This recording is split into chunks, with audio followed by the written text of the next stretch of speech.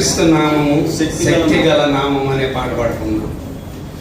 యేసు క్రీస్తు నామం శక్తి గల నామం, సాటి లేని నామం, మధుర నామం. యేసు క్రీస్తు నామం శక్తి గల నామం, సాటి లేని నామం, మధుర నామం.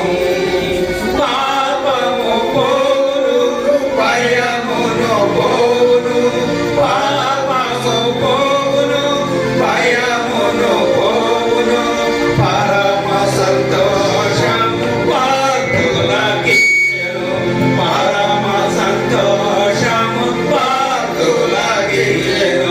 యేసు క్రీస్తు నామం శక్తి గల నామం, సాటి లేని నామం, మధుర నామం. యేసు క్రీస్తు నామం శక్తి గల నామం, సాటి లేని నామం, మధుర నామం. పరిమళ తైలం యేసయ్య నామం, పరిమళ తైలం యేసయ్య నామం, భూమిలో సువాసన ఇచ్చేడి నామం, భూమిలో సువాసన ఇచ్చేడి నామం. యేసు క్రీస్తు నామం శక్తి గల నామం, సాటి లేని నామం, మధుర నామం. యేసు క్రీస్తు నామం శక్తి గల నామం, సాటి లేని నామం, మధుర నామం. భూమిలో ఉండే ఏదైన నామం, భూమిలో కంటే యేసయ్య నామం, సైన్యాధిపతియగు యేసయ్య నామం, సైన్యాధిపతియగు యేసయ్య నామం. యేసు క్రీస్తు నామం శక్తి గల నామం, సాటి లేని నామం, మధుర నామం. యేసు క్రీస్తు నామం శక్తి గల నామం, సాటి లేని నామం, మధుర నామం.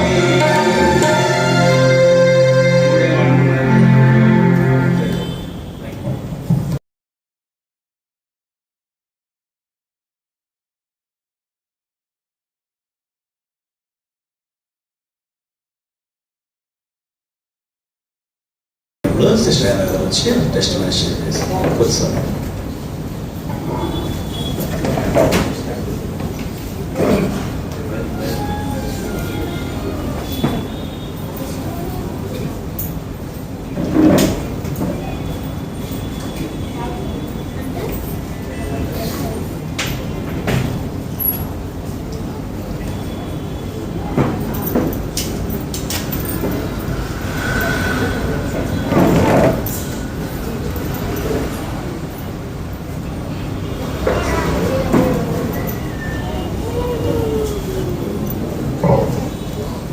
Praise the lord.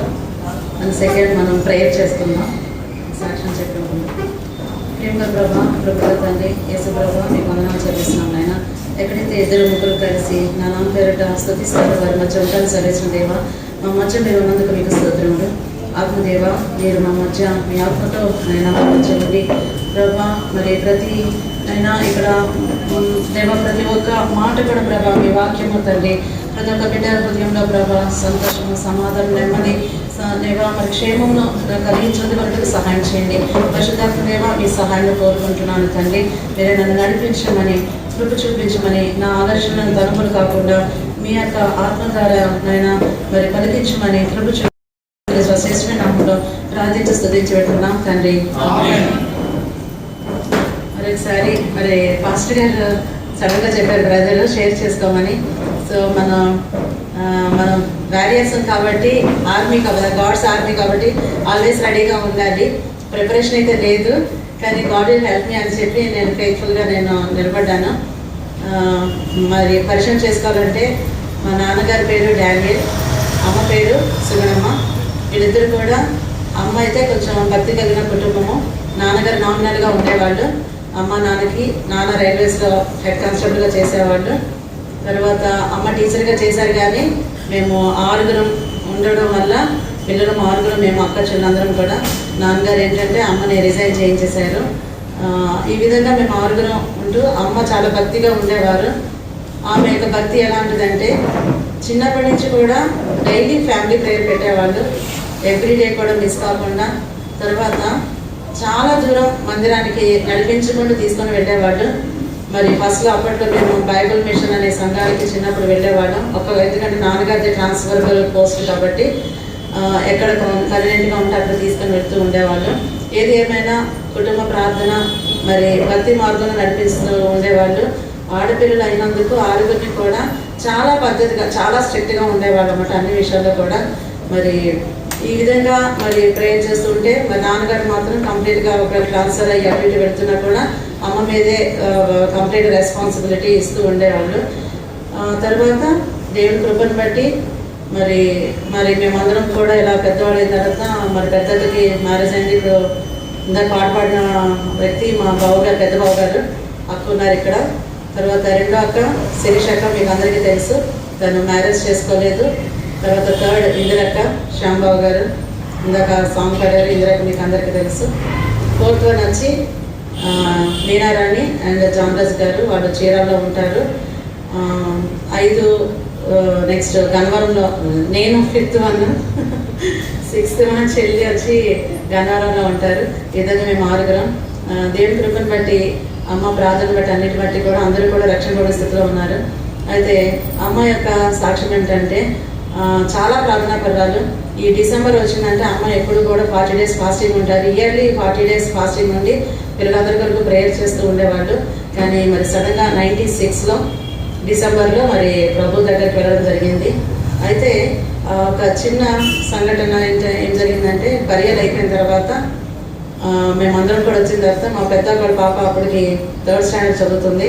ఆ పాపకి మాత్రం సడన్గా ఒక విజన్ క్లియర్గా చూసిందన్నమాట. పడుకున్న పాప సడన్గా లేచి మా వద్దకు వచ్చింది. ఏంటి అని అడిగినప్పుడు ఏంటంటే ఒక పెద్ద బోర శబ్దం వినిపించిందంట.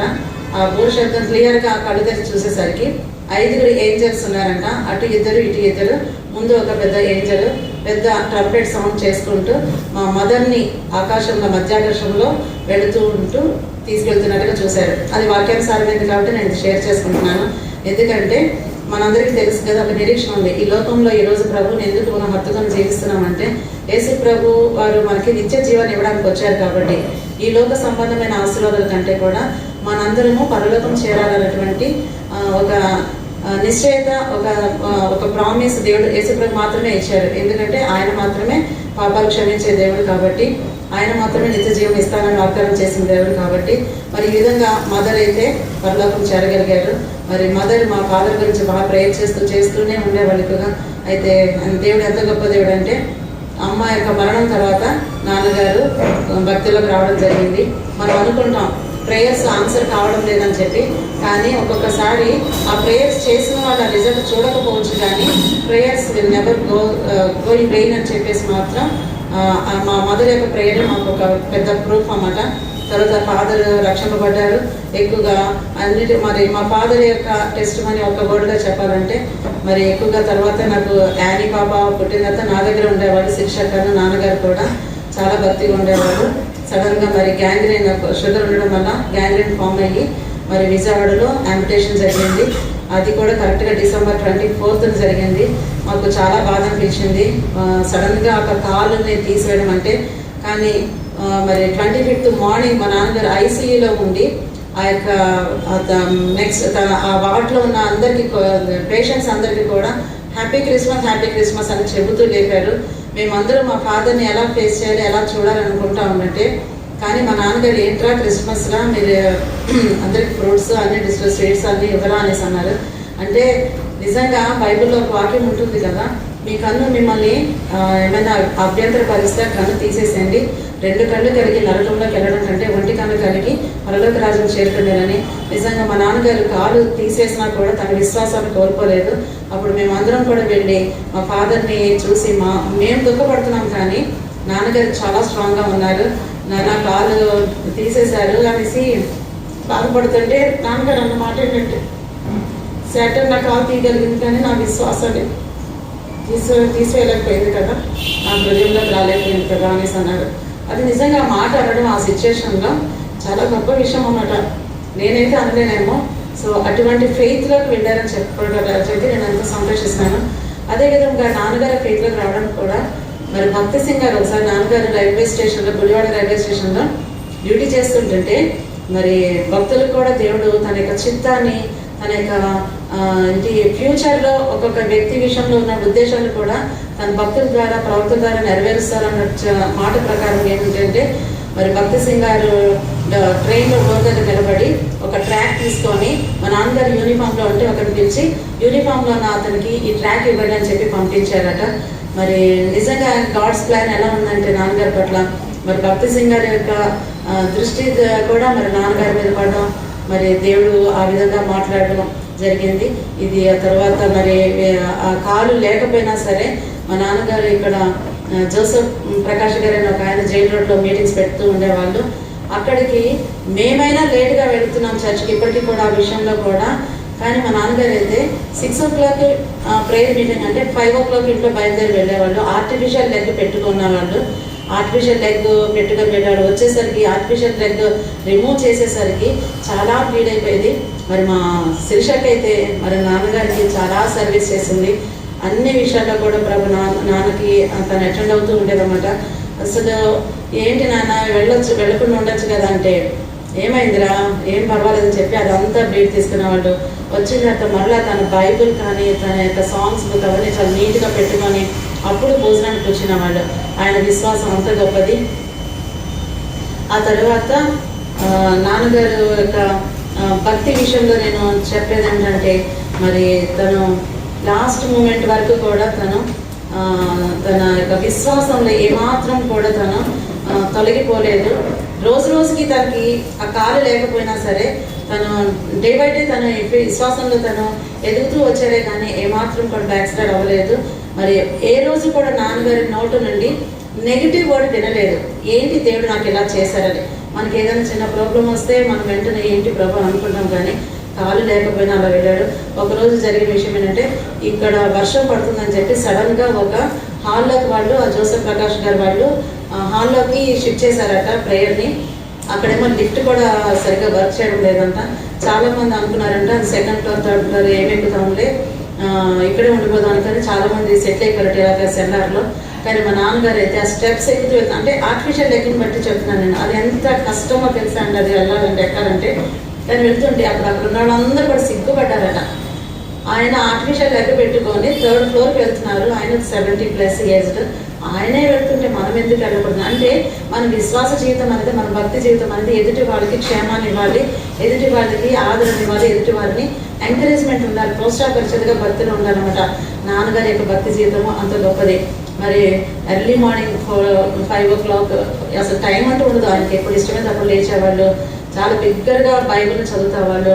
ప్రేయర్ కూడా చాలా చాలా ఓపెన్గా చేసేవాళ్ళు అనమాట. ఎంతసేపు ప్రేయర్ చేసేవాళ్ళంటే అంటే ఆయన ఎంత దూరం అయిపోయారో ప్రభు కొరకు కొన్ని సంవత్సరాలు రక్షణ లేక అంతగా ఎక్కువగా ప్రభుని ప్రేమించారన్నమాట. టైత్ విషయంలో అయితే డబల్ టైత్ ఇచ్చేవాళ్ళు. అంటే నేను అప్పుడు ఇవ్వలేకపోయాను, నాకు తెలియదు కదా రక్షణ లేనప్పుడు. ఇప్పుడు రక్షణ ఇవ్వడానికి అప్పుడు ఇవ్వలేదని చెప్పి డబల్ టైత్ ఇవ్వడానికి కూడా ఆయన ఎక్కువగా ఇస్తూ ఉండాలి. ఒక నీతిమంతుని జ్ఞాపకం చేసుకున్నట మనకి క్షేమకరం కాబట్టి మరి మా మదర్ గురించి మా ఫాదర్ గురించి నిజంగా నేను ఎంతో సంతోషిస్తాను. మరి మా ఆరుగురం కూడా మంచి తల్లిదండ్రులు కలిగి ఉన్నాను. అంటే ప్రార్థనా పరులని ఇప్పుడు నేను ఒక మదర్ స్టేజ్లోకి వచ్చాను. మరి నేను అంత ప్రేయర్ చేయలేకపోయినా ఆయన గురించి మాత్రం మాకు మా మదరు మా ఫాదర్ ఒక రోల్ మోడల్స్ అయితే ఒక మంచి మార్పు నడిపించడానికి వచ్చారు. తర్వాత మరి లాస్ట్కి ప్రభునందు మరి నాన్నగారు కూడా 2016లో ఈ అపార్ట్మెంట్లో ఉంటుండగానే మరి ప్రభు దగ్గరికి రీచ్ అయ్యారు. మరి కానీ చాలా ఎక్స్పీరియన్సెస్ చెప్తూ ఉండాలన్నమాట. నైట్ అంతా అసలు ఆ గ్యాంగ్రీన్ వల్ల చాలా పెయిన్ వచ్చేది. సో మమ్మల్ని అసలు ఇబ్బంది పెట్టేవాళ్ళు కాదు. కానీ చెప్పేవాడు మార్నింగ్ అయ్యేసరికి, అమ్మ నా ప్రభు నాతోనే ఉన్నారమ్మా, నాతోనే ఉన్నారు, పెయిన్ తెలియలేదు, నేను పడుకున్నానమ్మా, ఇక్కడే కూర్చున్నారమ్మా ప్రభు వచ్చి అని చెప్తా ఉన్నాడు. అసలు మనము నమ్మడానికి చాలా కానీ అబద్ధం చెప్పేంత పరిస్థితి ఏం కాదని చెప్పాల్సిన అవసరం లేదు. కాబట్టి మన దేవుడు జీవం గల దేవుడు అనడానికి ఏంటంటే మరి గొప్ప సాక్ష్యం. ఇక నా విషయంలో నా రక్షణ సాక్ష్యం ఏమిటంటే మరి మా ఇంట్లో అందరూ కూడా దేవుడు అందరూ కూడా రక్షింపబడ్డారు, మారుమనసు పొందారు. నేను ఫస్ట్ నేను అంటే హెబ్రోన్కి నేను మా అమ్మ అయితే నేను ఒక 6 years నుంచి నేను మోరియాకి వస్తున్నాను. తర్వాత అంతకుముందు నేను ఒక పాస్టర్ గారు, నేను చిన్నప్పుడే నాకు తెలియకుండా ఒక ఆంటీ వచ్చారు, బ్యాప్టిజం తీసుకెళ్ళిపోయారు. ఆ బ్యాప్టిజం అంటే ఒక యాజ్ ఏ క్రిస్టియన్గా బ్యాప్టిజం తీసుకోవాలి, అది ఒక హెవెన్కి ఒక టికెట్ లాంటిది అనుకున్నాను, రిజర్వేషన్ అనుకొని వెళ్ళిపోయిన ఆంటీతో. పాపం మా మదర్ కూడా చెప్పినప్పటికీ వినే పరిస్థితులు లేను. ఆ ఇన్ఫ్లుయెన్స్తో నేను ఆంటీతో తీసుకొని వచ్చాను. There is no change in my life. కానీ సడన్గా ఒకరోజు తర్వాత నేను మరలా వైజాగ్ వచ్చినప్పుడు ఒక పాస్టర్ గారు కలిసినప్పుడు, అమ్మ బ్యాప్టిజం తీసుకుంటే ఎప్పుడో తీసుకున్నాను పాస్టర్ గారు, నేను 10th క్లాస్లోనే అన్నాను. అంటే అప్పుడు పాస్టర్ గారు అన్నారు, నీ పాపాలు క్షమించబడ్డాయా అన్నారు. అంటే నేను అన్నాను, నేనేం పాపాలు చేయలేదు అన్నాను. అంటే నా దృష్టిలో పాపం అంటే దొంగతనాలు, నరహత్యలు, మరి ఇంకా పెద్ద మోసం చేయడం, లేకపోతే అప్పటికే దేవుని కృప వల్ల మా మద్రాసు మమ్మల్ని మూవీస్కి పంపించడం కానీ థియేటర్స్కి ఇవన్నీ ఎటువంటి లేవు అసలు టీవీలో టీవీ వచ్చినా మాకేం లేదు, అసలు థియేటర్స్ కూడా పంపించేవాళ్ళు కాదు. కాకపోతే ఎప్పుడైనా ఫ్రెండ్స్ మాత్రం ఎవరైనా అంటే అది కూడా ఫోర్స్ఫుల్గా ఏదన్నా పంపించేవాళ్ళని నాకైతే గుర్తులేదు. అటువంటి స్థితిలో వచ్చానేమో మా పాస్టర్ గారికి నేను ఏ పాపం చేయలేదు పాస్టర్ గారికి, ఆయన చక్కగా కొంచెం నవ్వి, అమ్మ ప్రతి ఒక్కరం ఏదో ఒక విషయం తప్పిపోయిన వాళ్ళమే, ప్రతి ఒక్కరూ పాపులమే, కాబట్టి నీ పాపాల గురించి అడిగి పాప క్షమాపణ పొందిన తర్వాత అప్పుడు దాని నిమిత్తమైన బ్యాప్టిజం తీసుకోవాలనేసి అంటే అప్పుడు నిజంగా నేను ప్రేయర్ చేసుకున్నాను. ప్రేయర్ చేసుకుంటే నాకు 1 by 1 అంటే మనం అబద్ధాలు చెప్పడము, చెడ్డ తలంపులు, మరి చాలా ఆఫీస్లో కానీ ప్రతి చిన్నప్పటి నుంచి ప్రతిదీ నాకు గుర్తుకొస్తూ ఉంది. చెడ్డ మాటలు, కోపము, ద్వేషము, అసూయ, కలహాలు, ఇవన్నీ వాక్యానుసారంగా చూస్తే అప్పుడు నాకు నేను కన్విన్స్ అయ్యి ఆయన సిన్నర్ అని చెప్పి నేను ప్రభు దగ్గర అడిగితే అప్పుడు మనకి ఒక వాగ్దానం ఉంది కదా, యోహాను సువార్త 1వ అధ్యాయము 12వ వచనం ఏమన్నా, మన పాపంలో మనం ఒప్పుకొని ఎడల ఆయన నమ్మదగిన వాడును, నీతి మంచుని కనుక మన పాపం క్షమించి సమస్త దుర్నీతిని మనలను పవిత్రుడనుగా చేయడం. సో దేవుడు ఆ వాక్యం ద్వారా నేను రక్షింపబడ్డాను. ఆ తర్వాత మరలా మరి పాస్టర్ గారు అన్నారు, ఇప్పుడు నువ్వు బ్యాప్టిజం తీసుకోవాలి అన్నారు. సో నేను మరలా బ్యాప్టిజం అనుకున్నాను, కానీ ఇది సరైన మారు మనసు నిమిత్తమైనటువంటి బ్యాప్టిజం. యేసుప్రభువు వారు కూడా ఈ లోకానికి వచ్చినప్పుడు చెప్పిన ఫస్ట్ మాటలు ఏమిటంటే, కాలము సంపూర్ణమైనది, పరలోక రాజ్యం సమీపించినది, మారు మనసు పొందిడి, సువార్తను నమ్మడి అని చెప్పారు. కాబట్టి పాప క్షమాపణ నిమిత్తమైన మారు మనసు మనకు ఉండాలి. కాబట్టి మరి పాపలు నా దేవుడు కూడా క్షమించారు. కాబట్టి అప్పుడు నన్ను పాస్టర్ గారు కూడా మళ్ళా ప్రభుని అడిగాను, ప్రభు మరి నా పాపలు క్షమించబడినట్టుగా మీరు నాకు తెలియాలి కదా, నేను ఒక సాక్ష్యం ఎలా చెప్పాలి ఇతరుల కంటే. వాక్యం ద్వారా మాట్లాడారు, విజన్ ద్వారా కూడా నాతో దేవుడు మాట్లాడారు, నా పాప పత్రాన్ని ఆయన చింపివేసినట్టుగా చూపించారు. ఇంకా అప్పటి నుంచి కూడా ప్రభు దగ్గర ఉంటున్నాను. ఇది ఒక ఎక్కువ చెప్పను నేను. తర్వాత జాబ్ విషయంలో నేను ఒక సాక్ష్యం, దేవుడు నేను ఏది అడిగినా సరే ప్రభుని ఒక సాక్ష్యం అడుగుతాను, ఒక వాగ్దానం తీసుకుంటాను. ఎందుకంటే ఇతరులకు మనము చెప్పాలి అంటే మరి ఒక సాక్ష్యం అంటూ ఉండాలి. మరి నా జాబ్ విషయంలో అయితే మరి మున్సిపల్ కార్పొరేషన్లో ఇంటర్వ్యూకి నేను వచ్చినప్పుడు నేను స్టెనోగ్రాఫర్ జాబ్ ఫస్ట్ అక్కడ రిక్రూట్మెంట్ జరిగితే అందరూ కూడా చాలా రికమెండేషన్స్ ఉండాలి. రికమెండేషన్స్ అంటే నేను కూడా ఆలోచిస్తున్నాను, ఎవరైనా ఉన్నారా మనకి ఎవరు చెప్తారనేసి అనుకుంటుంటే నేను డిగ్రీ 2nd year చదువుతున్నాను, అప్పుడు ఫస్ట్ ఇయర్ చదువుతున్నాను. సో ఎంప్లాయ్మెంట్ కాల్ లెటర్ వస్తే అప్పుడు వాక్యం చదువుతుంటే ఇర్మియా 17వ అధ్యాయం 5వ వచనం ఏమనుంటుందంటే, నరులను ఆశ్రయించి శరీరాలను తీస్తారు. ఒకసారి ఇర్మియా 17వ అధ్యాయము 5వ వచనం 17:5.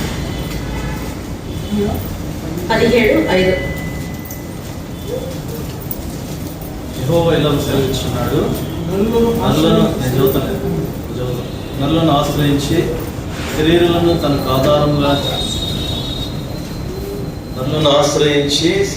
తనకు ఆధారముగా చేసుకొనచ్చు, తన హృదయం యెహోవా మీద నుండి తొలగించుకున్నవాడు శాపగ్రస్తుడు. ఈ వాక్యం ద్వారా దేవుడు నాతో మాట్లాడారు. సో ఇంటర్వ్యూకి వెళ్ళినప్పుడు మరి నాకు తెలియదు, సర్టిఫికెట్స్ కూడా తీసుకోవాలని వెళ్ళాలని. నేను ఇంకా వచ్చిన తర్వాత నేను బ్యాక్ వెళ్ళిపోతానని అంటే నాకు ఎవరో తెలియదు, కానీ ఒక అమ్మాయి మాత్రం ఎంకరేజ్, అంటే దేవుడి మీద మన ఆధారపడి దేవుడు ఎవరో అప్పుడు కాదు మనతో మాట్లాడుతూ ఉంటారు. ఆ అమ్మాయి ఏంటంటే ఎలాగో వచ్చావు కదా, పర్వాలేదు లోపలికి వెళ్ళి ఏదో చెప్తాంలే అనేసి అన్నారు. నిజంగా దేవుడు అంత గొప్పదండి. నేను ఇంటర్వ్యూకి ఈవినింగ్ 7-8 మార్నింగ్ నుంచి వాళ్ళని ఇంటర్వ్యూ చేస్తున్నారు. అక్కడికి వెళ్ళేసరికి అప్పటి వరకు నా మొత్తం ఒక 5-6 మెంబర్స్ ఆ కమిటీ అంతా కూడా ఇంటర్వ్యూ బోర్డులో అందరూ రిఫ్రెష్ అవ్వడానికి టీ టైం అని చెప్పి బ్రేక్ అని చెప్పి వెళ్ళిపోయారు. ఒక IAS ఆఫీసర్ సింగ్ గారు నాకు ఆయన ఉన్నారు, ఆయన ఒక్కరే ఉన్నారు. సర్టిఫికేట్స్ తెచ్చారా అంటే క్యాండిడేట్ సార్ అన్నాను, ఏం అనలేదు. ఏదో పాలిటిక్స్ మీద ఏదో 1 or 2% చేసారు, చెప్పలేకపోయాను. తర్వాత ఆయన ఏమన్నారంటే, నీకు ఇంటర్లో అంటే నేను డిప్లొమా ఇన్ కమర్షియల్ ప్రాక్టీస్ చేశాను, నీకు ఎంత పర్సెంటేజ్ అంటే నాకు 74.67 వచ్చింది. అది చెప్పాను అంతే, జస్ట్ అంతే, యూ కెన్ గో అన్నారు. సో నేను ఎట్లా అంటే జాబ్ వచ్చినంత పని, కాకపోతే ఇదంతా ఎంత చక్కగా జరగడానికి కారణం ఏంటంటే మా మదర్ ఉన్నారు. అప్పుడు మా మదరు మా ఇంట్లో సిస్టర్స్ అందరూ కూడా కలిసి ఫాస్టింగ్ ప్రేయర్ చేశారట. మా మదర్ అయితే మార్నింగ్ అసలు స్టవ్ కూడా వెలిగించలేదంట. అంటే ఏదైనా వెలిగిస్తే మళ్ళీ అప్పుడు గ్యాస్ స్టవ్స్ లేదు అనేసి అందరూ కూడా ఫాస్టింగ్ ప్రేయర్ చేశారు. ఏదైనా సరే ప్రార్థన మనకి సహకారం ఉన్నప్పుడు మన కార్యాలు తప్పకుండా సఫలం అవుతుంటాయి. అందుకే మనం ప్రార్థన కోరుకుంటాం కదా. ఆ విధంగా జాబ్లో జాయిన్ అయ్యాను. ఆ తర్వాత నాకు ఒక నెక్స్ట్ సీనియర్ అసిస్టెంట్ ప్రమోషన్లో కూడా ఏమైందంటే నా పేరు లిస్ట్లో ఉంది, వెళ్ళిపోతుంది, ఫైల్ రన్ అవుతుంది. నేను అక్కడే ఒక అడిషనల్ కమిషనర్ దగ్గర నేను బిఏగా ఉన్నాను. ఆ యొక్క ప్రమోషన్కి ముందే నన్ను అడిషనల్ కమిషనర్ దగ్గరికి ట్రాన్స్ఫర్ చేయడం జరిగింది. నేను అనుకున్నాను అంత పెద్ద ఆఫీసర్ దగ్గరికి ఎందుకు వెళ్ళడం అని చెప్పి, అప్పుడు నేను హాస్టల్లో వర్కింగ్ హాస్టల్ ఉండేదాన్ని. అందరూ నా కోసం ప్రేయర్ చేయండి, నాకు ప్రజెంట్ ఉన్న సెక్షన్ చాలా కంఫర్టబుల్గా ఉంది, కానీ నన్ను వేరే చోటుకి మూవ్ చేస్తున్నానంటే అందరూ ప్రేయర్ చేశారు. నెక్స్ట్ డే మార్నింగ్ వచ్చేసరికి నాకేం చెప్పారంటే నేనేం మూవ్ చేయట్లేదు అన్నారు. కానీ తీరా చూస్తే సడన్గా నాకు ఆ అడిషనల్ కమిషన్ దగ్గర నన్ను పిఏగా వేసినట్టుగా ఆర్డర్స్ వచ్చేసాయి. నేను చాలా బాధపడ్డాను. ఏం ప్రభావ, అప్పుడే మా ఫ్రెండ్ వస్తే చెప్తున్నా, దేవుడు నాకు మన ప్రార్థన ఆలకించేశాడు, నాకు ట్రాన్స్ఫర్ ఆగిపోయింది అనేసి. కానీ ఇంకొంతసేపు మాట్లాడుతున్నానని ఆర్డర్ వచ్చేసింది అక్కడ జాయిన్ అవ్వమని. అప్పుడు ఎందుకు ఇలా వచ్చారని చెప్పి నేను షైగా ఫీల్ అయ్యాను. కానీ దేవుడు ఎంత గొప్పదండి. అక్కడికి వెళ్ళిన తర్వాత నా ప్రమోషన్లో అతను కమిషనర్ నెక్స్ట్ లెవెల్ ఆఫీసర్ అనమాట. ఈ ఆఫీసర్ సైన్ చేశారంటే పైన కమిషనర్ ఆటోమేటిక్గా సైన్ చేస్తారు. కానీ ఏం జరిగిందేమో తెలియదు, కానీ ఆ ఫైల్లో నా పేరును డిలీట్ చేసేసి నెక్స్ట్ నాకంటే జూనియర్స్ని పైన పెట్టేసి, ఇవన్నీ జనరల్గా ఆఫీస్లో జరుగుతూ ఉంటాయి కొంత, ఆ విధంగా పెట్టేశారు. కానీ కరెక్ట్గా నేను అక్కడ పిఏ పోస్ట్లో ఉన్నాను కాబట్టి ఆ ఫైల్ నా ద్వారా మూవ్ అవ్వాలి. కాబట్టి నేను ఇలాగే ఈవినింగ్ 6కి క్యాజువల్గా, నాకే కదా ప్రమోషన్ వస్తుంది, ఏ రోజు ఫైల్ చూడాలి, కానీ ఫ్రీ టైంలో తీరా చూస్తే నా పేరు లిస్ట్లో లేదు. అప్పుడు నేను వెంటనే ప్రేయర్ చేసుకొని ఆ ఆఫీసర్తో, సార్ ఇలాగా జరిగిందంటే వెంటనే ఆఫీసర్ ఎవరైతే ఉన్నారో ఆ సూపరింటెండెంట్స్ వాళ్ళందరినీ పెంపించి ఎందుకు ఈమెను తీశారంటే వాళ్ళు ఏదో రూల్ పొజిషన్ చెప్తున్నారు. కానీ ఎంత గొప్ప దేవుడు అంటే అపాయింట్మెంట్ ఫైల్ అన్నీ తెప్పించి యాజ్ పర్ రూల్స్ ఏమిటి రావాలని చెప్పేసి అదంతా ఫైల్ బ్యాక్ చేసేసి అదంతా సెట్ చేసి మళ్ళీ నాకు ప్రమోషన్ ఇవ్వడానికి దేవుడు సహాయం చేశారు. అంటే ప్రతి స్టెప్లో కూడా మరి దేవుడి మీద ఆధారపడుతూ వెళుతున్నప్పుడు ఆ విధంగా సహాయం చేశారు. తర్వాత సూపరింటెండెంట్గా వచ్చేసరికి నాకు 6 కొత్తగా ఒక రూల్ వచ్చేసరికి నన్ను నర్సాపూర్కి ట్రాన్స్ఫర్ చేశారు. ఆ టైంలో కూడా నేను ఎలాగా మరి నర్సాపూర్ వెళ్ళి జాయిన్ అవ్వలేదు. హైదరాబాద్కి వెళ్ళాము, ట్రై చేసాము, కోర్టుకి వెళ్ళాము, కోర్టు కూడా మాకు నెగిటివ్గా ఇచ్చేసింది. లాస్ట్ ఫైనల్గా మాట నాకైతే ఇంకా రేపు మార్నింగ్ నన్ను రిలీవ్ చేసేస్తున్నారు, నేను నర్సాపూర్కి వెళ్ళి జాయిన్ అవ్వాలి. ప్రేయర్ చేస్తూ ఉన్నారు, అక్క వాళ్ళు ప్రేయర్ చేస్తూ ఉన్నారు, మా ఇంట్లో అందరూ చాలా సిన్సియర్గా ఎర్లీ మార్నింగ్ ప్రేయర్ చేస్తూ ఉంటే నాకు ఎర్లీ మార్నింగ్ 6 o'clock ఒక అమ్మాయి ఫోన్ చేసి, మేడం ఈరోజు మీరు ఆఫీస్కి రాగానే మీకు ఒక కవర్ ఇస్తారు, మీరు అదేదో కవర్ అని చెప్పి మాత్రం రిసీవ్ చేసుకోకండి, అందులో మీరు రిలీవింగ్ ఆర్డర్స్ ఉన్నాయి, వన్స్ మీరు అది రిలీవ్ అయ్యి తీసుకున్నారంటే will be deemed to be relieved అని చెప్పేసి చెప్పండి అనేసి. సరే నిజంగా నేను అలా ఎందుకు జరుగుతుంది అనుకున్నాను. నేను వెళ్ళాను, కూర్చున్నాను, నాకు కవర్ వచ్చింది. అప్పుడు వెంటనే అది రిజెక్ట్ చేసి నేను మళ్ళీ బయటకు వచ్చి కోర్టుకి వెళ్ళాం, కానీ ఆ కోర్టు కూడా రిజెక్ట్ అయింది.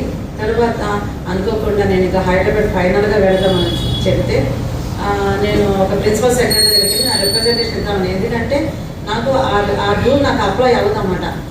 కానీ అక్కడ కూర్చుంటే నాకు అపాయింట్మెంట్ రాలేదు ప్రిన్సిపల్ సెక్రటరీని కలవడానికి. మీకు చాలామందికి తెలుస్తుంది, ఒక ప్రిన్సిపల్ సెక్రటరీని కలవాలంటే అది చాలా కష్టం అన్నమాట అపాయింట్మెంట్. అయితే ఎవరో ఒక ఆయన వచ్చి మన మేడం ఎక్కడో చూసినట్టున్నది అన్నారు.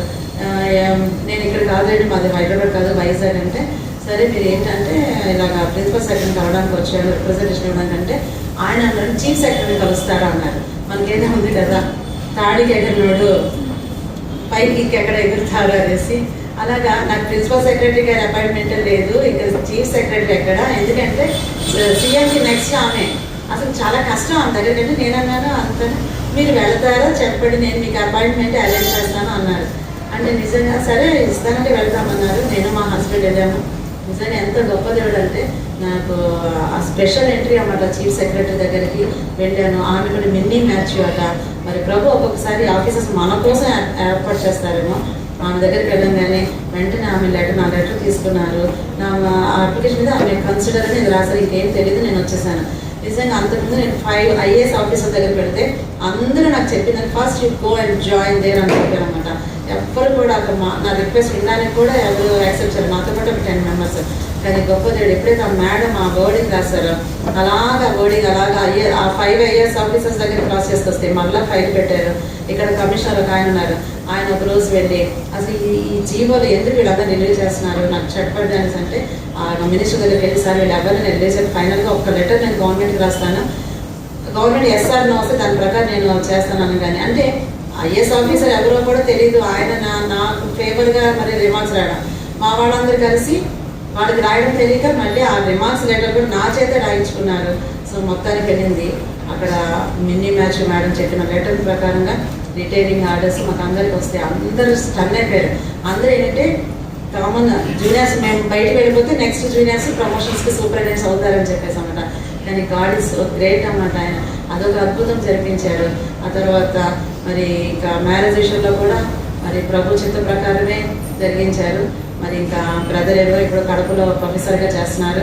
ఇంకా దేవుడు చేయాల్సిన కార్యం అంటే మేము ముగ్గురు ఒక చోట ఉండాలి. మరి మేము ఆహ్వానిస్తున్నాము.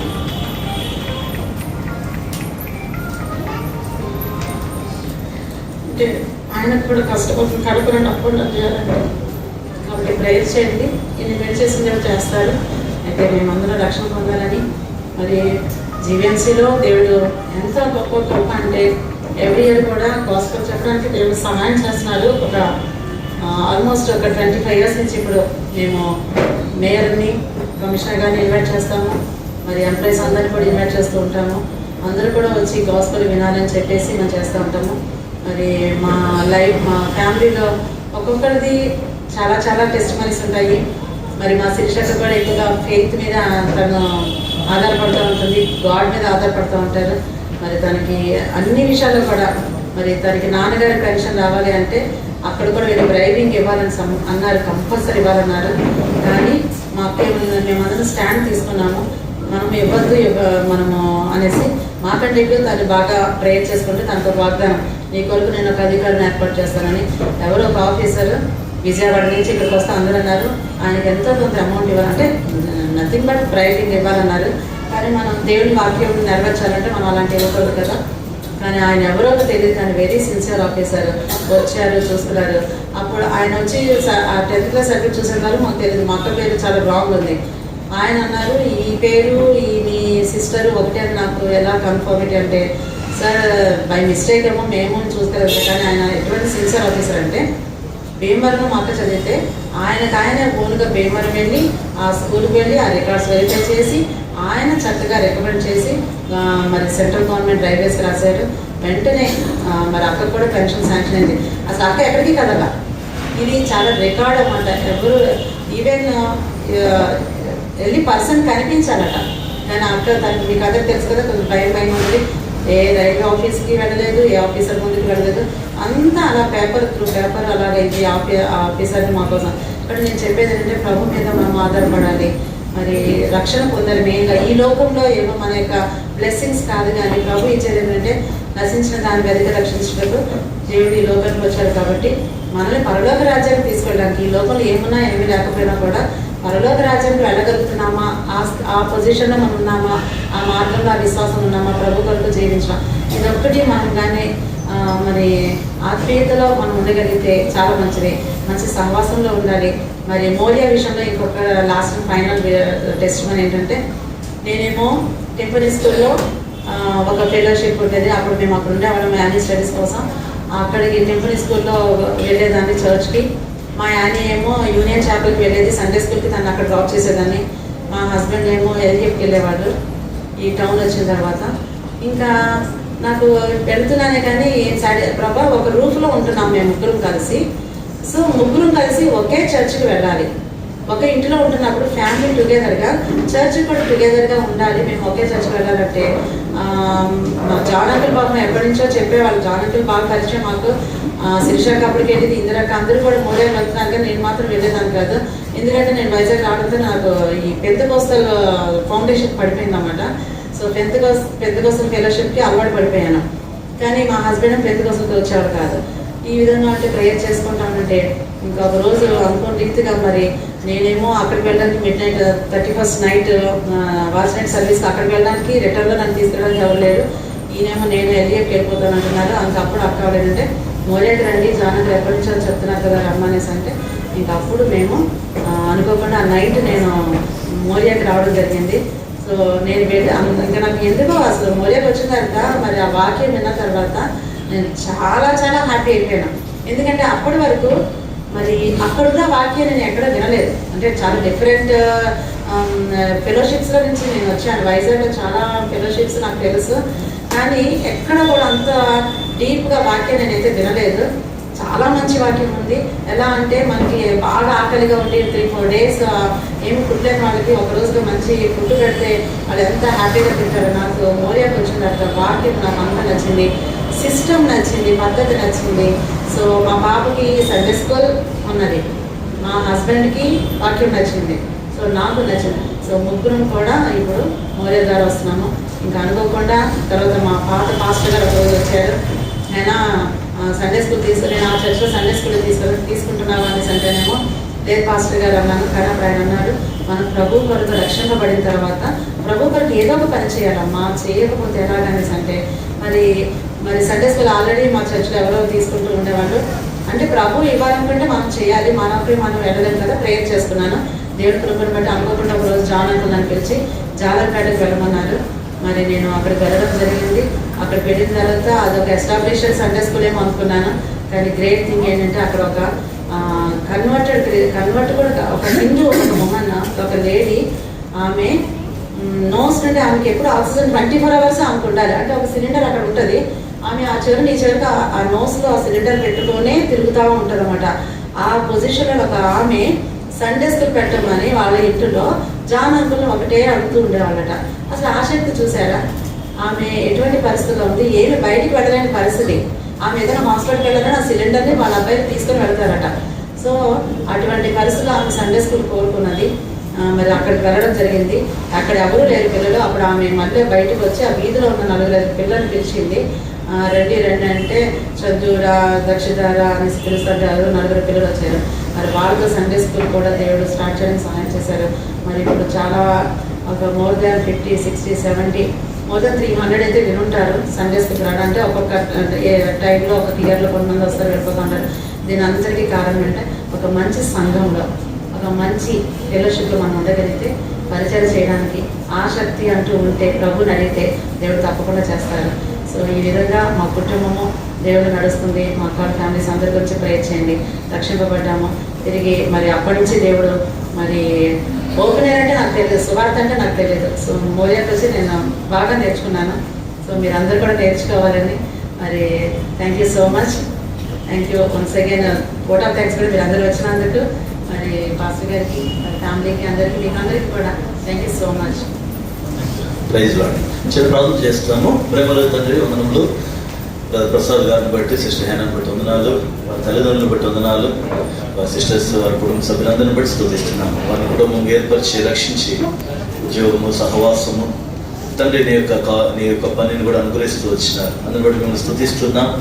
రాబోయే నాలుగు కుటుంబముగా తండ్రి ఒక దగ్గర నివసించటకై వేరే సహాయం చేయము. ముందున్న సమయాన్ని దీవించాము. చేరవచ్చిన వారిని బట్టి వందనము చెల్లిస్తాం. యేసు ప్రభు నామమున స్తుతించి పాప కూడా మరి గుంటూరులో విజయవాడలో ఉంది అని తన కొరకు ఇప్పుడు ప్రార్థిస్తున్నాం.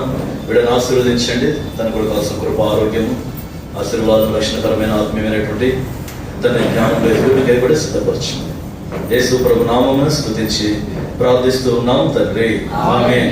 సభలో ఒక చిన్న పాట డాక్టర్ గారు, మేడం డాక్టర్ గారు మా అపార్ట్మెంట్లో ఈ సైట్ అంతా కూడా మేడం వాళ్ళది.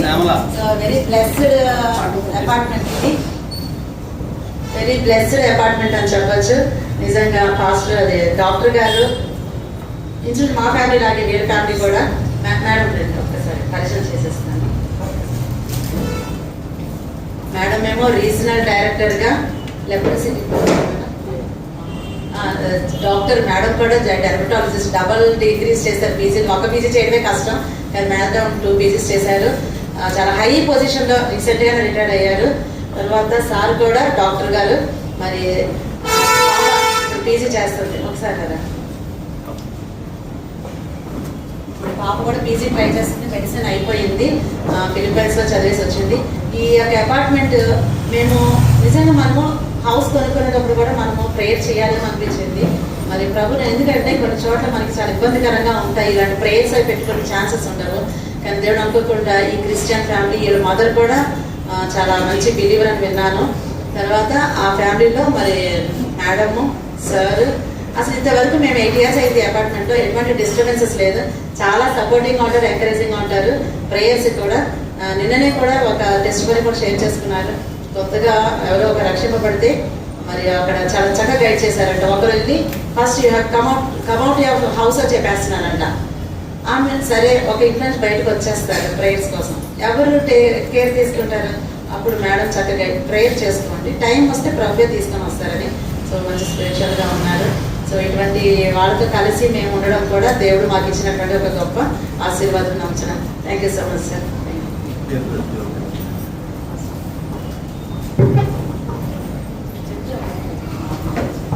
We are not so great people as the madam told, but only one idea is we have to honor God and we have to facilitate God's servants. That is the only thing it stuck to our mind, and we decided to facilitate them with the small flower bouquets.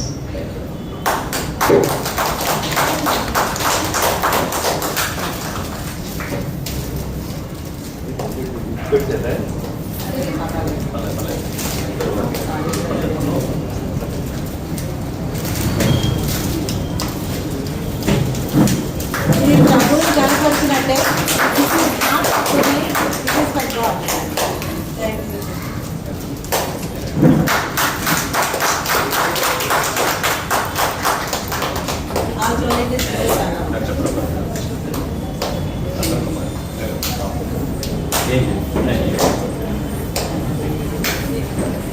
ఇంకొక ప్రార్థన చేస్తాము, చిన్న ప్రార్థన. Okay. ప్రేమ నమ్మకం గల మా ప్రియ పరలోకపు తండ్రి, మహోన్నతుడా, నీ ఘనమైన పరిశుద్ధమైన నామం బట్టి స్తోత్రాలు. డాక్టర్ ప్రభాకర్ గారిని బట్టి, సిస్టర్ రత్నకుమారి గారిని బట్టి ఉన్నారు. ఆయన ఏంజల్ కొరకు కూడా ప్రార్థిస్తున్నాను. కుటుంబముగా వారిని రక్షించి ప్రభాని విడుదల చేసుకున్నారు. నీ నామం నిమిత్తమే, నీ రాజ్య సువార్త నిమిత్తమే ప్రభు యేసుక్రీస్తు వారి యొక్క ప్రేమను ఆ రీతిగా కనపరుస్తూ కుటుంబముగా తను వారు చేస్తున్న సర్వీస్ని బట్టి కూడా స్తోత్రాలు. కుటుంబాన్ని ఆశీర్వదించండి. వారి కుమార్తె తన ఫర్దర్ విషయం, దాని ఫ్యూచర్ విషయమే ప్రార్థిస్తున్నా. తను కూడా దీవించండి. ఇంకా రాబోయే దినాల్లో ఈ కుటుంబం చుట్టూని కంచి ఉంచండి. ప్రభు యేసుక్రీస్తు వారి యొక్క ప్రేమ, సహవాసము, సమాధానము వారికి ఇప్పుడు తోడుగా ఉంచి నడిపిస్తారండి. వారికి ముందున్న సమయాన్ని మీ దైవ స్థలకు అప్పచెప్పుకోవచ్చు. యేసు ప్రభు నామమును స్తుతించి ప్రార్థిస్తూ ఉన్నాం తండ్రి, ఆమేన్. సరే, ఒక పాట పాడుకున్నాము. Only one chorus. Please come keyboard. తర్వాత కొద్ది సమయం మాత్రమే, ఎక్కువ సమయం తీసుకోము. కొద్ది సమయం స్వార్థ మాత్రం చెప్తాము. ఆ తర్వాత నేను కొనసాగుతాను. పాట సంఖ్య వచ్చిన పాటే మరి 55. 2 దారులు. మొదటి చరణము, చివరి చరణం మాత్రం స్వార్థ పాట పాడదాం. మీరు కూడా కలిసి పాడండి.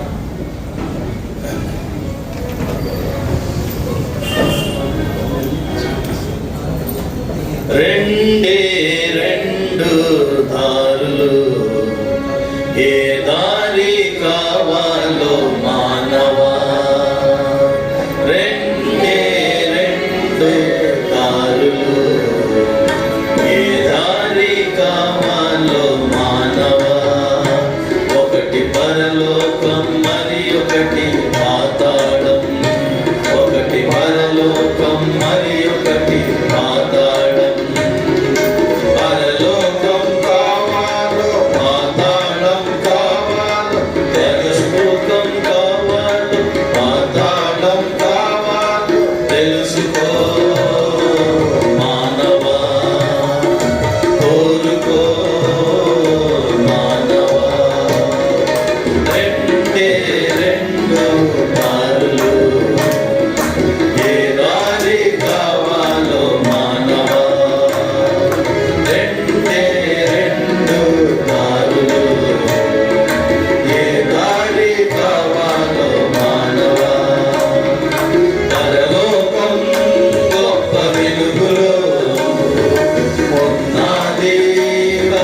పరిశుద్ధుల కోసం పరలోకం గొప్ప వెలుగులో ఉన్నది.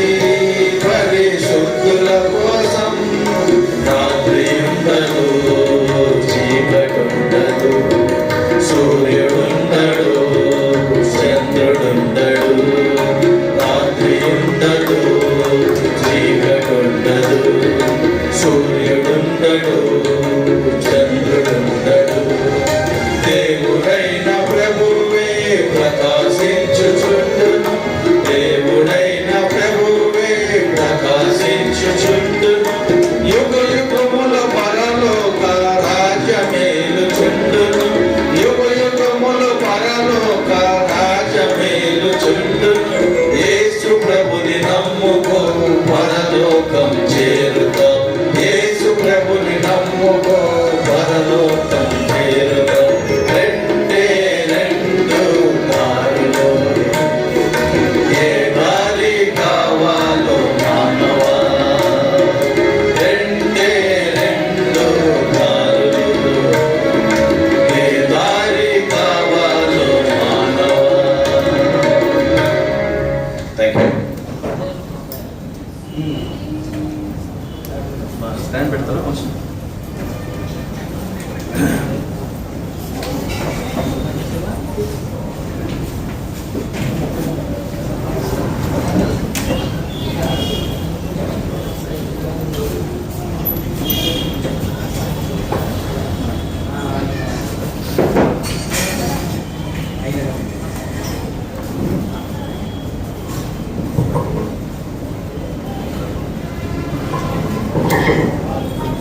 దేవుని స్తోత్రము. ఈ దినాన్ని బట్టి మరి కుటుంబంతో కలిసి మనమందరం కూడా చేరవచ్చి ప్రభువుని స్థితించడానికి మహిమపరచడానికి ముందుకు వచ్చినాడు. ఈ సమయంలో దేవుని వాక్యం పరిశుద్ధమైన బైబిల్ నుంచి ఒక వచనం చదువుతాం. రండి, లూకా సువార్త 2వ అధ్యాయం. Luke's gospel chapter 2. లూకా సువార్త 2వ అధ్యాయం వర్స్ 11 లేదా 10, 11 రెండు వచనములు అందరం కలిసి చదువుదామండి. లూకా సువార్త 2వ అధ్యాయము 10, 11 వచనములు అందరం కలిసి చదువుదాం. అయితే ఆ దూత భయపడకుండా, ఇదిగో ప్రజలందరికీ కలగబో మహా సంతోషకరమైన స్వర్తమానం నేను మీకు తెలియచేయుచున్నాను.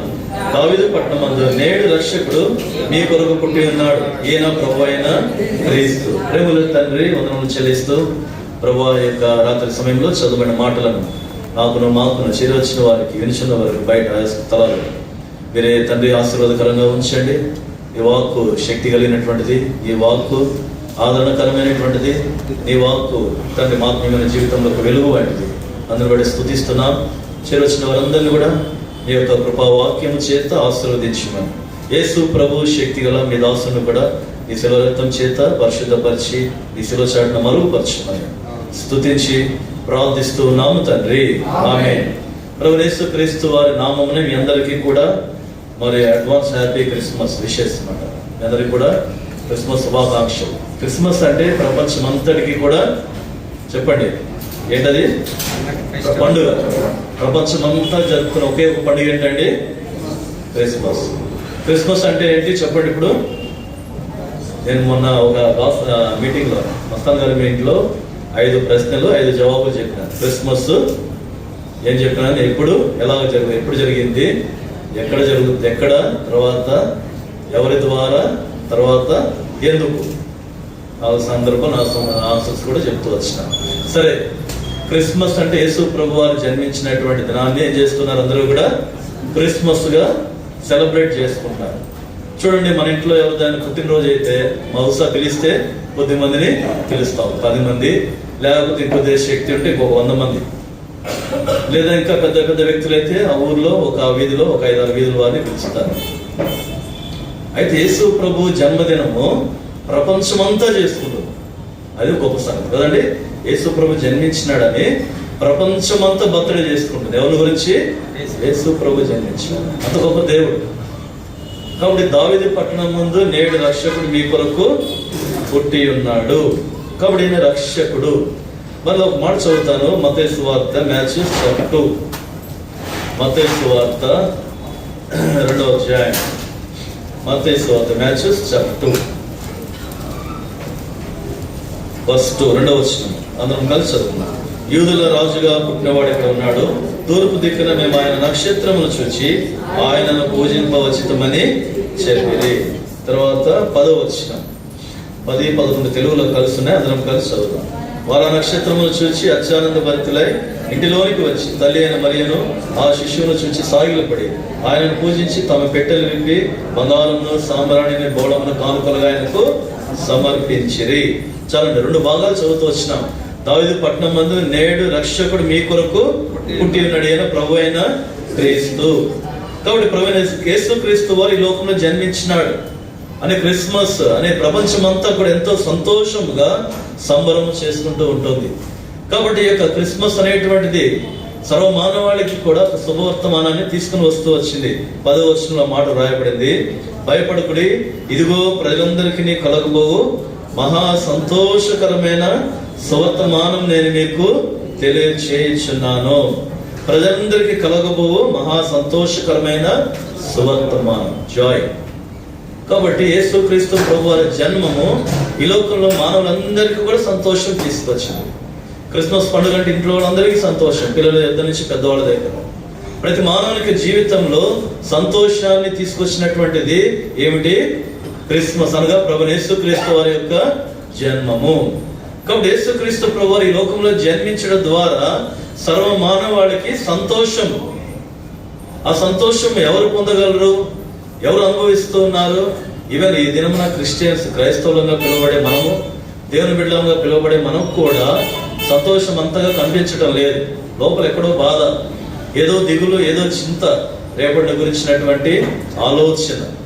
కాబట్టి ప్రతి సంవత్సరము, ప్రతి దినము, ప్రతి సందర్భము ప్రభువైన యేసుక్రీస్తు వారిని గురించినటువంటి మాట, ఆయన జన్మము, మరణము, పునరుద్ధానం గురించినటువంటి సంగతి మానవుని ఉత్సాహపరుస్తుంది, మానవుని జీవితంలో వెలుగు తీసుకొని వస్తూ ఉంది. నేను వాక్యంలో ఒక మాట చదువుతాం రండి. ఈ సమయంలో యోహాను సువార్త 16వ అధ్యాయం,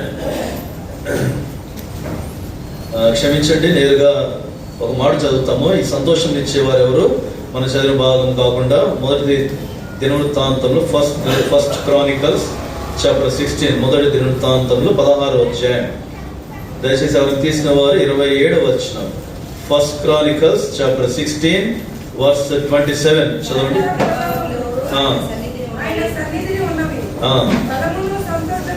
బలమును సంతోషమును ఎవరి యొద్ద ఉన్నాయండి? బలమును సంతోషం ఎవరి దగ్గర ఉన్నాయి? దేవుని దగ్గర ఉన్నాయి. నీ కొరకు ఈ లోకంలో జన్మించినటువంటి ప్రభువైన యేసుక్రీస్తు వారి యొద్ద మహా సంతోషకరమైన శుభవర్తమానం ఏమిటంటే ఒక good news, happy news. News అంటే అర్థం తెలుసు కదా మీకు? న్యూస్ ఏంటంటే అక్కడ చెప్తుంది వార్తలు కదా, ఇంగ్లీష్ లో వార్తలు, న్యూస్. న్యూస్ అంటే NEWS. ఇప్పుడు మీరు దాని అబ్జర్వేషన్ చెప్పండి. North, east, west, south. ఈ యొక్క ప్రపంచం 4 దిక్కులకు కూడా సంతోషకరమైన వర్తమానం ఏమిటంటే యేసుక్రీస్తు ప్రభువారు ఈ లోకంలో జన్మించినాడు. ఆయన యొద్ద ఏముందంట? సంతోషం. ఆయన యొద్ద ఏముంది? సంతోషం ఉంది. ఈ లోకంలో మానవుని జీవితంలో తాను సంతోషించడానికి, ఈ లోకంలో తాను సంతోషంగా ఉండడానికి ఎన్నో ప్రయత్నాలు చేస్తూ ఉన్నాడు. ఎంతగా ప్రయత్నిస్తున్నాడో అంతగా బాధపడుతున్నాడు. సంతోషం కోసం కొద్దిసేపు మానవుడు ఈ లోకం చూస్తుంటాం కాబట్టి త్రాగుతాడు. ఒక వ్యక్తి తన కష్టం అంతటిని కూడా ఒక షాప్కి వెళ్ళి తాను త్రాగుతాడు. త్రాగినంతసేపు ఎలా ఉంటుంది? తనకి సంతోషంగా ఉంటుంది. ఆ తర్వాత ఇంటికి వచ్చినాక లేకపోతే దిగిపోతా ఉంటే అట్లా ఉంటుంది. మళ్ళీ అంతకన్నా ఎక్కువ బాధ ఉంటుంది. నేను చిన్నప్పుడు సినిమాకి వెళ్ళేవాడిని. ఇంట్లో నేనేం చేసేవాడిని, చెప్పకుండా వెళ్ళేవాడిని మా ఫ్రెండ్స్ తోటి.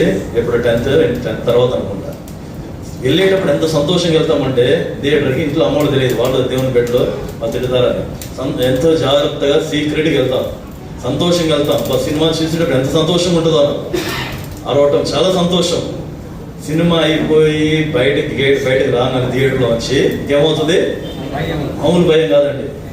ఎంత భయం అంటే ఎన్ని చెప్పాలి, ఎన్ని అబద్ధాలు చెప్పాలి, ఎట్లా ఎస్కేప్ పోవాలి, ఇవన్నీ కూడా వీటన్నిటికి జవాబులు ఎత్తుకొని ఆ ఇంట్లో కాలు పెట్టిన దగ్గర నుంచి టెన్షన్. మానవ జీవితం అంతేనండి. ఎంతగా తాను ప్రయాసపడుతున్నాడో తన స్వశక్తి చేత, తనకున్నటువంటి వాటిని బట్టి, తనకున్నటువంటి అలవాట్లను బట్టి తను చేసేటువంటి క్రియలను బట్టి ఎంతగా సంతోషించాలనుకుంటున్నాడో అది మానవుడు ఏం చేయలేకపోతున్నాడు, పొందలేకపోతూ వచ్చినాడు. మహా సంతోషకరమైన శుభవర్తమానం ఏమిటంటే దావీదు పట్టణంలో 7 రక్షకుడు మీ కొరకు పుట్టాడు. యేసు అంటే రక్షకుడు. తన ప్రజలను వారి పాపం నుండి ఆయన చేస్తాడు, ఆయనే రక్షిస్తాడు. ఆయనే రక్షిస్తాడు. ఎవరు రక్షిస్తారు ఈ దినాన? ఈ దినాన మన బిడ్డల్ని, లేకపోతే నిన్ను నన్ను ఈ లోకంలో ఎన్నో ఆపదలు, ప్రమాదములు, ఇబ్బందులు, ఇరుకులు వీటి నుంచి కూడా ఎవరినో రక్షిస్తామని గ్యారంటీ లేదండి. ఎవరు గ్యారంటీ ఇవ్వలేరు. కాబట్టి అందుకు దేని వాక్యంలో చెప్పబడతా వచ్చింది, ఎక్కడి నుంచి ఆయన రక్షిస్తాడు? ఆయనే తన ప్రజలను వారి పాపముల నుండి రక్షిస్తాడు. ఇప్పుడు ఒక ప్రశ్న, పాపం అంటే ఏమిటి? పాపం అంటే ఏమిటి? దేని వాక్యంలో చెప్పబడతా ఉంది పరిశుద్ధ బైబిల్లో, ఆజ్ఞ అతిక్రమమే పాపము. ఆజ్ఞ ఏం ఆజ్ఞ చెప్పబడతా ఉంది? దేవుని వాక్యంలో 7 రకాల ఆజ్ఞలు మానవుడు దేవుడు ఇస్తూ వచ్చినాడు. ఆజ్ఞను ఎప్పుడైతే అతిక్రమిస్తూ ఉన్నాడో అదేం చేయబడుతుంది? పాపము. మా దేవుడు ఒక ఉద్దేశముతోటి మానవుడిని సృష్టించినాడు, నిర్మించినాడు, వారికి జీవం ఇస్తూ వచ్చినాడు, ఈ లోకం ఉంచుతూ వచ్చినాడు. దేవుడు ఒక ఉద్దేశం కలిగి ఉన్నాడు. మానవుడు ఆ ఉద్దేశాన్ని లేకపోతే ఆ గురిని చేరుకోకపోవటమే తాను పాపంగా కనబడుతున్నాడు. ఈ లోకంలో పరిశుద్ధంగా మానవుడు జీవించాలి, పరలోక రాజ్యం చేరాలి, తన జీవితంలో సుఖ సంతోషాలు, పరలోక రాజ్యంలో సదాకాలం ఉండాలి, నరకం నుంచి తప్పించబడాలి. దేవునికి ఉద్దేశము, ఎన్నో రకాల ఆలోచనలు దేవుడి లోకంలో పుట్టించిన నీ ఎడల కలిగి ఉన్నాడు. కాబట్టి ఆ గురిని, ఆ యొక్క చేరుకోవాల్సిన స్థలాన్ని చేయలేకపోవటమే నీ జీవితంలో పాపముగా కనబడుతుంది. ఆజ్ఞను అతిక్రమించటం. కాబట్టి నేను సృష్టించినటువంటి సృష్టికర్త తిమోతి పత్రికలో పౌలు రాస్తూ వచ్చినాడు ఆయనకు గొప్పతనాన్ని. కాబట్టి దేవుడు మానవుడుగా ఈ లోకంలోనికి వచ్చినాడు. దైవాంశభూతుడుగా దేవుడే మానవ యొద్దకు వస్తూ వచ్చినాడు. ఎందుకని మానవుడు దేవుని దగ్గరికి వెళ్ళలేడు. మానవుడు అపవిత్రమైన వాడు, పాపంలో ఉన్నవాడు, వాడు దేవుని చేరలేడు, దేవునిని తాకలేడు, దేవుని మాటలు పలుకలేడు. అటువంటి అపవిత్రమైనటువంటి వాని యొద్దకు ఏం చేయబడుతూ వచ్చినాడు? దేవుడే నరరూపు ఈ లోకంలోనికి దిగి వచ్చినాడు. ఒక మాట చక్కటి పాట ఉంది కదా, ఏముంది? ధనవంతుడై ఉండి యేసయ్యా దరిద్రుడై పుట్టాడయ్యా. ధనవంతుడై ఉండి యేసయ్యా దరిద్రుడై ఇలా పుట్టాడయ్యా. రూపురేఖ కోల్పోయాడు నీ నా పాప విమోచనకై. రూపురేఖ కోల్పోయాడు నీ నా పాప విమోచనకై. ఎవరు తెలుసా యేసయ్యా చెబుతా నేడు వినవయ్యా. ఎవరండి యేసు ప్రభువారు? ఎవరు యేసు ప్రభువారు? రక్షకుడు. లోకం చెప్పింది మరొక మాట, మతాలు, కులాలు అనేటువంటివి రక్షకుణ్ణి, సర్వమానవాళి కొరకు జన్మించినటువంటి ఆ రక్షకుణ్ణి ఒక విధానంలో కనపరుస్తూ వచ్చినారు. అయితే దేవుడు తను ఎలా కనపరుచుకుంటున్నాడు ఈ లోకానికి? ఒక రక్షకుడుగా. యేసు అంటే రక్షకుడు. నీ పాపం నుంచి నిన్ను విడిపిస్తాడు. దేవుని వాక్యంలో రాయబడుతూ వచ్చింది, ఏ భేదములు అందరిని పాపము చేసి దేవుడు అనుగ్రహించి మహిమను పొందలేకపోవచ్చు.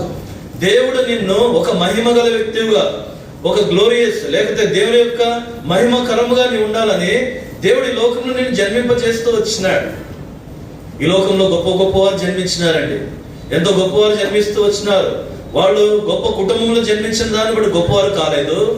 వారు లేకపోతే ఒక గొప్ప దేశంలో, గొప్ప కులంలో పుట్టినందుకు వారు గొప్పవారు కాలేదు. కానీ ఈ లోకంలో జన్మించిన తర్వాత వారి జీవితాల్లో యేసు ప్రభు వచ్చుట ద్వారా వారి జీవితాలు గొప్పగా చేయబడతా వచ్చినాయి. ఎంతో మంది సైంటిస్టులు మన చరిత్ర మనం ఎరుగుదాము. మొట్టమొదటి యేసు ప్రభు చరిత్రకారుడుగా రుజువుపరుస్తూ వచ్చినాడు. ఆయన నమ్మిన బిడ్డలు కూడా ఈ దినం వరకు కూడా ప్రపంచంలో మీరు ఏదైనా చూడండి, ఎవరు అందరూ కూడా వారి యొక్క రీసెర్చ్ కానీ వారన్నిటికీ కూడా చాలా వరకు 90% వరకు వాళ్ళ కారణం ఏంటి? బైబిల్ గ్రంథం.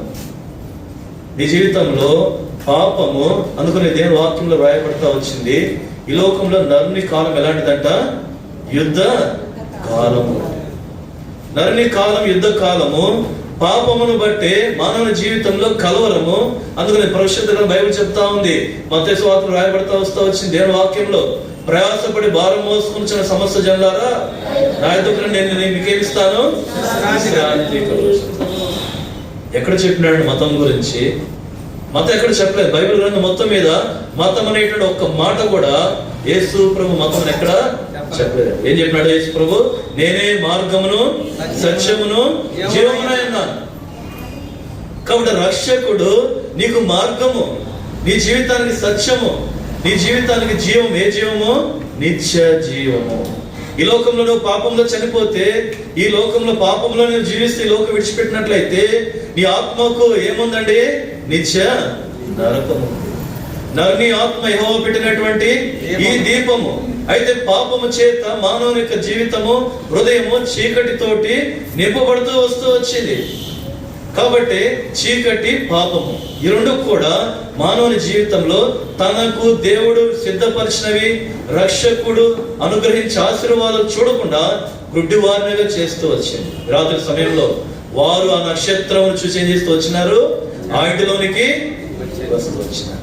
ఆ నక్షత్రం ఎక్కడుంది చెప్పండి? ఎవరు ఎక్కడుంది? యేసు ప్రభు వారు ఎక్కడ జన్మించినాడో, యేసు ప్రభు ఎక్కడ ఉన్నాడో, యేసు ప్రభు ఏ స్థలంలో ఉంటూ వచ్చినాడో ఆయన మీద ఆ నక్షత్రం ఏం చేస్తూ ఉంది? ప్రకాశిస్తూ. కాబట్టి క్రిస్మస్ అందరూ ఏం కట్టుకుంటారు? మేము పెడతారండి. దానితో చరిత్ర ఉంది, మళ్ళీ దానికి వెళ్ళం. కానీ కాబట్టి ఆ నక్షత్రము ఏం చూపిస్తుంది? వెలుగు. ఎక్కడైతే చీకటి ఉందో అక్కడ ఎప్పుడైనా సరే మనము వెలుగేస్తే ఏం చేస్తుందండి? చీకటిని లోకంలో పారద్రోలే శక్తి, పాపమును తీసివేసేటువంటి శక్తి, పాపం యొక్క అలవాట్ల నుంచి నువ్వు విడిపించేటువంటి శక్తి ఈ లోకంలో దేనికి లేదు, కానీ ఒక్కదానికి ఉంది. ఏంటది? ఇప్పుడంతా చీకటిగా ఉంటుందండి. నువ్వు 10 లక్షలు తెచ్చి ఆ చీకటిలో పెడితే కనిపిస్తాయా? కనపడవు కదండి. అప్పుడు నువ్వు ₹1 క్యాండిల్ తెచ్చి వెలిగిస్తే ఏమవుతుంది? ఆ చీకటి అంతా ఏమైపోతుంది? పారిపోతుంది. ఏమవుతుంది? చీకటి పారిపోతుంది. వెలుగు అక్కడ ఉంటుంది, అక్కడ చీకటికి స్థలము లేదండి. అందుకనే దూతలకి, కాపర్లకు ఆ రాత్రి ఎవరు? దేవుని దూత ప్రత్యక్షమై ఏం చెప్తూ వచ్చినారు? సర్వమానవాళికి, ప్రజలందరికీ కూడా ఈ రాత్రి సమయంలో ప్రేమ సోదరి, నీ జీవితంలో చీకటి, నీ జీవితంలో పాపము, నీ జీవితం నిజమైన సంతోషాన్ని అనుభవించుకుని ఆడంబపరుస్తుంది.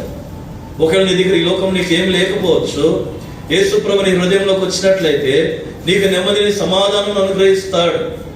ఎక్కడైతే చీకటి, పాపము తొలగించబడుతుందో అక్కడ ఏముంటుంది? చదువుదాం. 2వ మాట వాక్యంలో ఒక మాట చదువుదాం. లూకాసు వార్త 2వ అధ్యాయం, లూకాస్ గాస్పెల్ చాప్టర్ 2 verse 14. 14 వచ్చిన ఎవరైనా తీసిన వారు చదువుతారండి? 2:14 అందరం కలిసి చదువుదామండి. తీసిన వారు చదువు. సర్వోన్నతమైన స్థలంలో దేవునికి మహిమయు, ఆయనకు ఇష్టమైన మనుషులకు భూమి మీద సమాధానమును కలుగును గాక అని దేవుని స్తోత్రము చేయుచుండెను. కాబట్టి రెండోది మనం చూస్తూ వచ్చినట్లయితే సర్వోన్నతమైన స్థలంలో దేవునికి మహిమ, మనుషులకు భూమి మీద ఏముందంటండి? ఆయనకు ఇష్టమైన శాంతి, సమాధానము. ప్రభువు యేసుక్రీస్తు వారు, ఆయన పేరే నేను మొదలుగా చెప్తూ వచ్చినాను, రక్షకుడు. యెషయా గ్రంథంలో ఒక మాట జ్ఞాపకం చేస్తాను, పరిచయమైంది. చదవండి ఎవరైనా తీసుకున్న 9వ అధ్యాయము 6వ వచనం. Isaiah chapter 9 verse 6 చదవండి. యెషయా 9:6. ఏలయనగా మనకు కుమారుడు అనుగ్రహింపబడును, ఆయన భుజం మీద రాజ్యభారం ఉండను, ఆశ్చర్యకరుడు, ఆలోచనకర్త, బలవంతుడైన దేవుడు, నిత్యుడగు తండ్రి. ఏం పేరండి? సమాధానకర్త, అధిపతి అనే అతనికి శాంతి, సమాధానం ఇచ్చేటువంటి వాడు ప్రభువు యేసుక్రీస్తు వారు. నేను మార్చడానికి, నీ మతం మార్చడానికి, కులం మార్చడానికి కాదు, కానీ నీకు శాంతి, సమాధానం ఇవ్వాలి. నీలో ఉన్నటువంటి భయమును, నీలో ఉన్నటువంటి ప్రతి విధమైనటువంటి దాన్ని తొలగించాలని యేసు ప్రభువు ఈ లోకంలో జన్మించినాడు.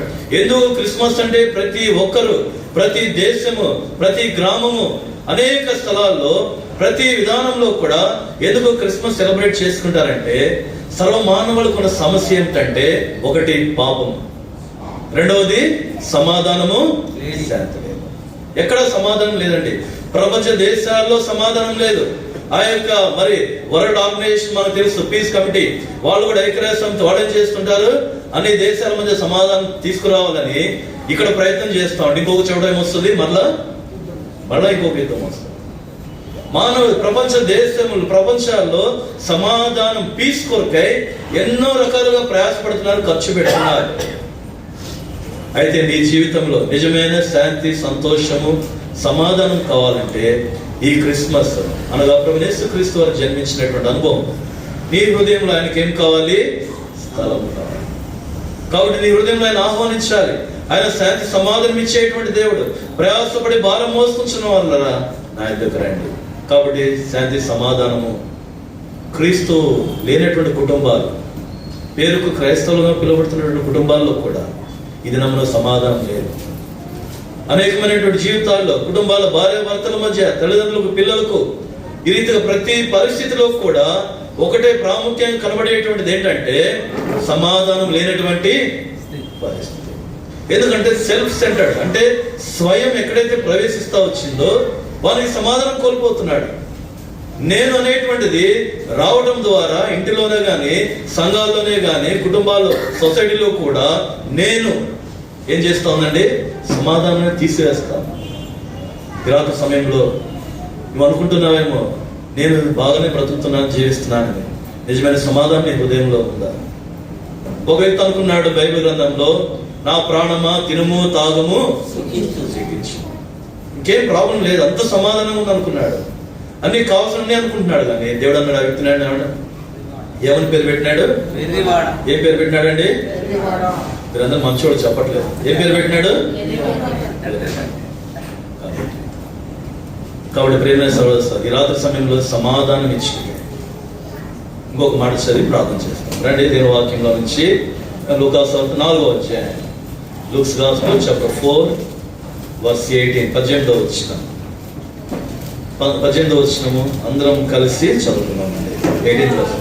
ప్రభు ఆత్మ నా మీద ఉన్నది, పేదలకు సువార్త ప్రకటించుటకై ఆయనను అభిషేకించి చెరలో ఉన్న వారికి విడుదలను, గుడ్డి వారికి చూపును కలుగునని ప్రకటించుటకును, నలిగిన వారిని విడిపించుటకును, ప్రభు హితవస్త్రం ప్రకటించుటకును ఆయన నన్ను పంపి ఉన్నాడు. ప్రభు యేసుక్రీస్తు వారు ఈ లోకంలో జన్మించిన తర్వాత ఆయన చెప్పినటువంటి మాట, చెరలో ఉన్న వారికి ఏమిటంట? విడుదల. చెరలో బంధకాల్లో ఉన్నటువంటి వారికి విడుదల. సంతోషం ఇస్తాడు, సమాధానం ఇస్తాడు, నీకు విడుదల, విమోచన కలిగిస్తాడు. కాబట్టి ఈ లోకంలో ఇవన్నీ కావాలంటే మొట్టమొదటి నీ పాపం నుంచి నీకేం కావాలి? విడుదల కావాలి. దేని వాక్యం రాయబడతా వచ్చింది. ఈ లోకంలో యేసు ప్రభువు చెప్తూ వచ్చిన గతంలో కూడా, యేసు ప్రభువు దేనికి జన్మించినాడండి? దేని కొరకు జన్మించినాడు? మన కొరకు మరణించడానికి జన్మించినాడు. దేని కొరకు? మరణించడానికి. ఈ లోకంలో జన్మించిన వారు జీవించాలి. ఎంత అనారోగ్యం ఉన్నా, ఎంత కష్టం ఉన్నా ఇంకా 10 రోజులు బ్రతకాలని ఇష్టపడేటువంటి వాళ్ళు. కానీ యేసు ప్రభువు జన్మించినది సర్వమానవాళి కొరకే తన ప్రాణాన్ని బలిగా అర్పించడానికి. మీరు చూడండి దేవుని వాక్యంలో మత్తయి సువార్త నుంచి యోహాను సువార్త వరకు 30వ భాగము యేసు ప్రభువు దేని గురించి రాయబడింది తెలుసా? ఆయన యొక్క మరణముల గురించి. యేసు ప్రభువు వారు తన మరణాన్ని గురించి చెప్తూ వచ్చినాడు, మాట్లాడుతూ వచ్చినాడు. కాబట్టి యేసు ప్రభు వారు ఈ లోకంలో జన్మించింది నీకు సంతోషము, సమాధానము, అది మాత్రమే కాదు, నిన్ను విడిపించాలి. ఇవన్నీ నీకు కావాలంటే నువ్వు చెరలో ఉన్నావు, పాపం అనే బంధకంలో ఉన్నావు, అపవాది యొక్క చెరలో ఉన్నావు, కులం అనేటువంటి చెరలో ఉన్నావు, మతం అనేటువంటి బంధకాల్లో ఉన్నావు, నేను అనేటువంటి బంధకంలో ఉన్నావు. దానిలోంచి నువ్వు బయటకు వస్తేనే సత్యాన్ని నువ్వు గ్రహించగలవు. సత్యం నిన్ను స్వతంత్రంగా చేస్తుంది. నీ జీవితం యొక్క పరమార్థము, ప్రభు యేసుక్రీస్తు వారి యొక్క ఆశీర్వాదము, పరలోక రాజ్యాన్ని నువ్వు పొందేటువంటి వాడుగా ఉంటావు. దీనికి ఏం చేయాలి? నువ్వేం చేయవసరం లేదు. నీ కొరకు ఆయన సమస్తాన్ని చేస్తూ వచ్చాడు. తను మరణించడానికి లోకానికి వచ్చినాడు, తను జన్మించినాడు. ఆ తర్వాత మనం చూస్తూ రావచ్చు 33 సంవత్సరం లోకంలో జీవించినాడు. నీ కొరకై ఆయన చేయబడుతూ వచ్చినాడు కలువరి శిలువలో. ఆ శిలువలో ఒక పెద్ద సెమినార్ జరుగుతూ ఉంది. ఈ క్రైస్తవులందరికీ ఒక సింబల్, క్రైస్తవులందరికీ వీళ్ళు క్రిస్టియన్స్ అనేటువంటి దానికి ఒక సింబల్ ఏది పెడితే బాగుంటుంది, అది నాలుగు ఏది పెడదాం అంటూ ఉన్నప్పుడు ఒక్కొక్కరు ఒక ఒపీనియన్ చెప్తున్నారు. ఒకళ్ళేమో యేసు ప్రభు పశువుల పాకలో పెట్టబడుతూ వచ్చినాడు జన్మించి, దాన్ని ఒక ఎంబ్లంగా చేసి దాన్ని పెడదాం అనుకున్నారు. ఇంకొకళ్ళు అట్లా కాదు, ఆయన గొర్రెల కాపులు కనబడుతూ వచ్చినాడు, మరి గొర్రెల కాపులకు పిలువబడుతూ వచ్చినాడు. కాబట్టి నేను గొర్రెలకు మంచి కాపురు అని చెప్తూ వచ్చినాడు. కాబట్టి ఒక గొర్రెల కాపురుగా ఆయన్ని మరి ఒక పిక్చర్ తయారు చేసి ఇది క్రిస్టియన్ సింబల్గా ఉండాలని చెప్పి అని కూడా చెప్తూ వచ్చినాడు. ఇది అలా కాదు, యేసుప్రభు ఈ లోకంలో జన్మించినప్పుడు పేద గృహంలో జన్మించినాడు. ఆయన పేద కుటుంబంలో పెరుగుతూ వచ్చినాడు. కార్పెంటర్ వడ్రంగి పని చేస్తూ ఉన్నాడు. ఒక టేబుల్ని బల్లను సింబల్గా పెడదామంటూ వచ్చినాడు. అది కూడా సెట్ అవ్వలేదు. ఆ తర్వాత ఇంకొకటి చెప్తా వచ్చినారు. వాళ్ళు ఒక యవనస్తుడు లేచి, అలా కాదు కానీ యేసు ప్రభు శిలువలో ఒక నిలువు కొయ్య, ఒక అడ్డకొయ్య. క్రాస్ అంటే ఎలా ఉంటుంది? ఒక నిలువు కొయ్య, ఒక అడ్డకొయ్య. అక్కడ శిలువ మీద చనిపోతూ వచ్చినాడు కాబట్టి క్రాసే శిలువ ఎలా ఉంటుంది? క్రిస్టియన్కి సింబల్గా ఉంటుందని అది పెడితే బాగుంటుందన్నారు. అందరూ కూడా శిలువ అనేటువంటి దానికి ఒప్పుకున్నారు. ఎక్కడైనా చూడండి, ఇప్పుడు అన్నిటికీ ఏముంటుంది? ఎక్కడ చూసినా ఏముంటుందండి? పశువుల పాక ఉండదు, గొర్రెల కాపురం ఉండదు, బల్ల లేదా బైబిల్ ఇంకా కొన్ని ఉన్నాయి, అవి ఏమి ఉండవు. కానీ ఏముంటుంది? క్రైస్తవునికి లేకపోతే క్రీస్తు బిడ్డలకు ఈ లోకంలో ఉన్నటువంటి గుర్తేంటి? శిలువను కూర్చిన వార్త, నశించున్న వారికి వెరితనం, కానీ రక్షించబడిన మనకు ఏమండి? చెప్పండి, దేవుని శక్తి, దేవుని యొక్క శక్తి. కాబట్టి శిలువ ఏం చూపిస్తుంది? ఈ లోకంలో యేసు ప్రభు వారు నీ కొరకే మరణించినాడు, నా కొరకే మరణించినాడు. శిలువలో తన ప్రాణాన్ని బలిగా అర్పిస్తూ వచ్చినాడు. మరణం చేయించి ఆయన తిరిగి లేస్తూ వచ్చినాడు. కాబట్టి రాత్రి సమయంలో నీ కొరకే జన్మించినటువంటి ప్రభు యేసు క్రీస్తు వారు నీ కొరకే మరణిస్తూ వచ్చినాడు. ఆయన శిలువలో బలిగా చేయబడుతూ వచ్చినాడు. ఆయన శరీరం అంతే రక్తము, తలపైన ముండ్ల కిరీటము. మనం ఎంతగా ఆ యొక్క క్రిస్మస్ యొక్క ఆ యొక్క రంగులు, ఆ సంతోషము అనుభవిస్తున్నామో, మన జీవితాల్లో ఆనందాన్ని మనం పొందుతున్నామంటే దానికి కారణము నీ కొరకై జన్మించినటువంటి ప్రభు యేసుక్రీస్తు వారు శిలువపై నీ కొరకై మరణిస్తూ వచ్చినారు. ఎవరు మరణిస్తారు నీ కొరకు? ఎవరు మరణించినండి? ఎవరు నీకేమి ఇవ్వలేరు ఈ లోకంలో. అయితే నీ కొరకే తన ప్రాణాన్ని చెప్తూ వచ్చిన యేసు తనకు తానుగా బలిగా తన శరీరాన్ని అప్పగిస్తూ వచ్చినాడు. రక్తమంతా దారపోస్తూ వచ్చినాడు. దేని వాక్యంలో 13 వచ్చిన యేసు రక్తము ప్రతి పాపమును కడిగి, వేరే ప్రశ్న అవసరం లేదు నీకు. యేసుక్రీస్తు ప్రభు నీ నోటితో ఒప్పుకొని నీ పాపను ఆయన ఒప్పుకున్నట్లయితే, పరిశుద్ధులను బైబిల్ చెప్పినట్లుగా ఆయన మాటలందు నీ విశ్వాసం ఉంచినట్లయితే నువ్వేం పొందుతావు? రక్షణ. రక్షకుడు, ఎక్కడ రక్షకుడు ఉంటాడో అక్కడ సంతోషం ఉంది. ఎక్కడ రక్షకుడు ఉంటాడో అక్కడ సమాధానం ఉంది. ఎక్కడ రక్షకుడు ఉంటాడో అక్కడ విడుదల. 146వ కీర్తన ఒక మాట చదువుతామండి, ముగిస్తామండి, సమయమైంది. 142వ కీర్తన, Psalm 142 verse 7. ఎవరు తీసిన వారు చదవండి.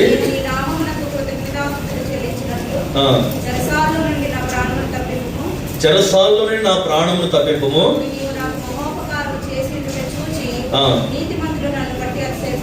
నీతిమంతులు నన్ను బట్టి రాత్రి సమయంలో ఈ ప్రాణమును తప్పించేవాడు. ఆ యొక్క రెండవ మరణం ఒకరి లోకం విడిచిపెట్టినట్లయితే ఆత్మకు మరణం లేదండి. యుగాయుగంలో